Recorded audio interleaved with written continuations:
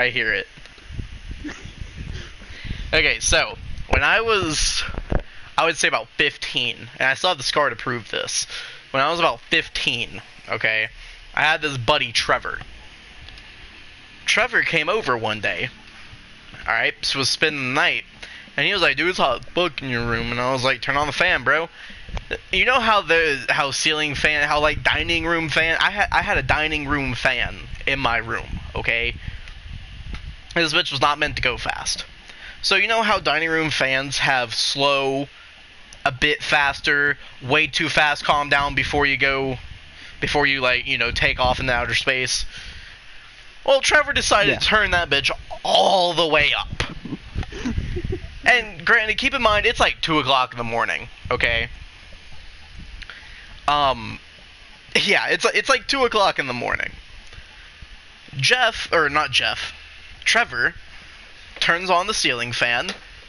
The fan's spinning one way, and then all of a sudden you hear squeak, and then the lights start turning the opposite way of the fan. So we're like, oh my god, this thing's coming unscrewed. I was like, Trevor, turn it off! And he was like, fuck you! And then threw the covers over his head, and he was laying on my couch that I had in there. He was like, fuck you, and just threw the covers over his head. So I was like, fuck this, I'm getting out of here.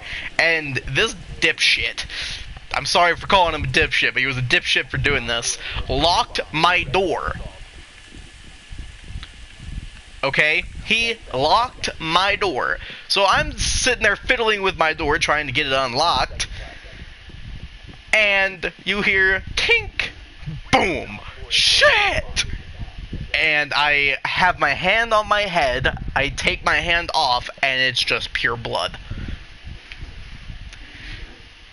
And for almost the entire night, my head was just like gushing blood.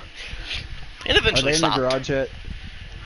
It was a pretty good time. No, they're not out here. Yeah, it was a pretty good time.